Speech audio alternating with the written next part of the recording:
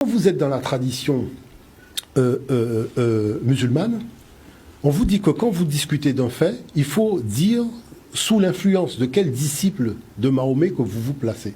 Donc ça veut dire que Mahomet a 12 disciples, mais chaque disciple a sa version de ce que Mahomet a dit. En fait. Nous, on n'est pas comme... On est désolé, excusez-nous, hein, mais dans la tradition africaine, cette chose-là n'est pas possible.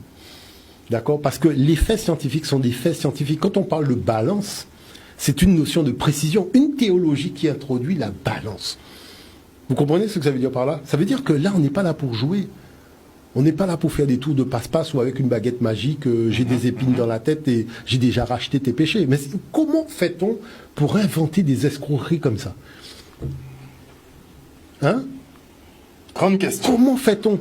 Les épines que porte ce Jésus, sont les mêmes épines que portait Oussiré. Parce que quand il allait mourir, le mal lui a mis une couronne d'épines d'acacia sur la tête. D'accord? Mais je vais vous expliquer le fondement de cette théologie, dans notre tradition. Parce que moi, je suis allé chercher une couronne d'épines d'acacia. Mais le truc, c'est que l'acacia, c'est... Déjà, les piquants sont longs, mais ça pique tellement que j'étais obligé de m'en débarrasser. C'est-à-dire, j'étais dans le désert, j'ai pris, mais j'étais obligé de m'en débarrasser parce que tu peux même pas tenir l'acacia tellement ça a des épines. Et ça fait mal. Bon. La chose qui se passe, c'est que Seth était le souverain du désert. Oussiré était le souverain de la terre fertile. Donc ce Seth-là, c'est le renard pâle des Dogons. Celui qui organise la désorganisation dans leur tradition spirituelle. D'accord? Bon, qui refuse l'ordre. Bon, qui veut imposer son ordre à l'ordre divin. Ça nous rappelle une civilisation. Bon.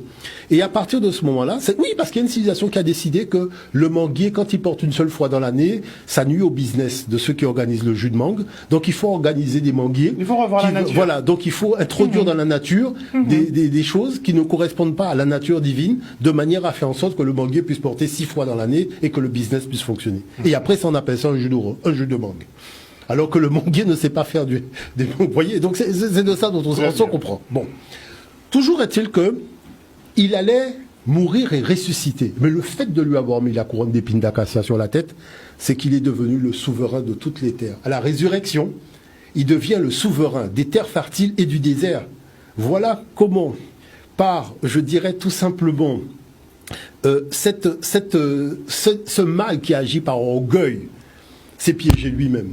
Il s'est piégé lui-même parce que quand le Fils de Dieu ressuscite d'entre les morts, le fait d'être mort avec la couronne d'acacia sur la tête, alors que le désert, rien ne pousse dans le désert, c'est le sable, hein, c'était celui de l'apanage de Seth, donc de Satan, eh ben voilà, que quand il revient au monde, eh ben il est le maître du désert aussi.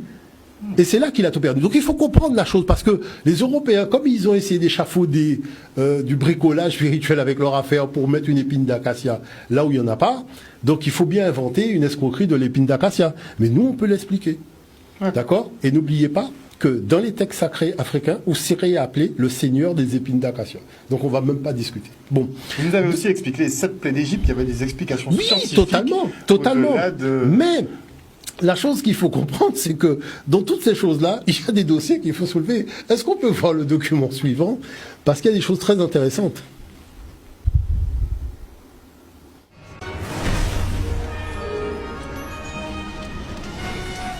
Lucifer!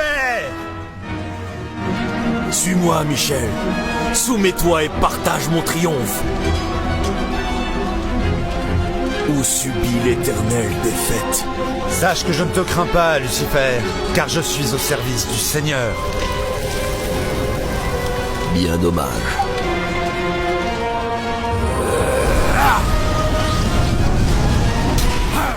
Voilà.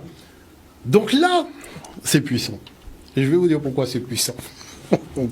C'est puissant parce que vous avez un cours d'histoire biblique pour les enfants. Et on vous montre le combat entre le bien et le mal, donc entre Saint-Michel, Lucifer, Satan, enfin toute la clique. Et c'est un combat d'épée avec des armures, et les gens se battent avec des... Donc ils sont au paradis, ils ont des ailes, ils se battent à coups d'épée et compagnie. D'accord? Maintenant, regardez le combat des roues contre 7. Regardons le document suivant. Et on va jouer au jeu des 7 erreurs.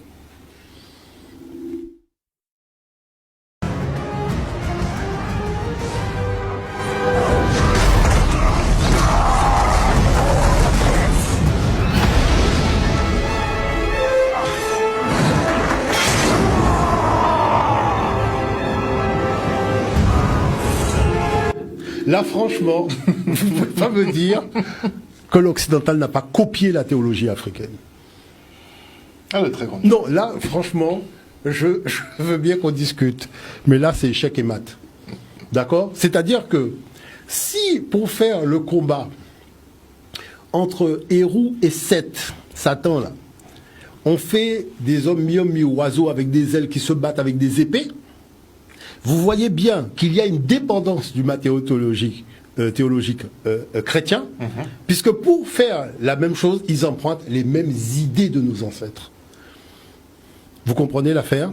Très clairement. Donc, ce qui veut dire que Louis XIV est un escroc, Colbert fait partie de la bande, et tous les autres aussi, les papes qui ont financé les bateaux portugais pour aller faire les premières razzias en 1441, parce que les gens discutent, mais il faut quand même que les gens sachent que si le Vatican n'avait pas pris le trésor de l'ordre des Templiers pour donner au Portugal, pour concevoir les bateaux, pour séparer les gains 50-50, cette histoire-là n'aurait pas pu exister parce que le Portugal n'avait pas les moyens.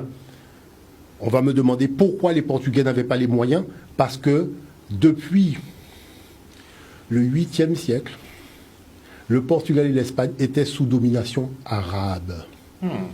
Et ils ont dû faire une guerre qui leur a coûté beaucoup pour chasser les Arabes de leur territoire. Donc les caisses étaient vides. Parce que le problème, ce n'est pas l'intention qui compte dans l'histoire de l'humanité, comme je l'ai toujours dit. Et qui a financé? C'est ceux qui financent ceux qui sont habités par des mauvaises intentions. C'est ça le mal. Parce que vous pouvez avoir de mauvaises intentions. On est sur Terre. Mais lorsqu'on vous donne les moyens de concrétiser vos mauvaises intentions, comme certains sont en train de le faire avec les laboratoires pharmaceutiques en ce moment, je dis que là, il y a quelque chose qui est la constante de la civilisation occidentale. Et c'est pour ça que moi, je dis aux gens, il faut prendre sérieusement le temps d'étudier. Il faut prendre le temps d'étudier, parce que le monde est en train de basculer. Nous sommes en train de rentrer dans l'ère du Verseau, mais il y a des gens qui sont contre les intérêts humains collectifs que représente ce Verseau, qui est l'abondance pour tous, la liberté pour tous. Il y en a qui veulent enchaîner l'humanité. Et ça, il faut... le même cycle. On sent bien que l'humanité est enchaînée pendant moins de 1000 ans. Qu'il se passe des choses anormales. Et j'ai toujours dit que la Guadeloupe ne peut pas être épargnée par les grands enjeux mondiaux. Puisque les gens ici ont des enfants qui sont un peu partout, il y en a des influences aussi d'un peu partout. Mais l'erreur que nous commettons, c'est de ne pas sacraliser notre tradition, de ne pas sacraliser notre culture, de ne pas sacraliser notre spiritualité. Nous jouons avec le feu. Nous jouons au crapaud qu'on a mis dans de l'eau qui chauffe et qui fait semblant de ne pas voir que l'eau est en train de chauffer. Il est parti en ébullition. Et ça, c'est quand même quelque chose, je dirais, qu'il faut noter.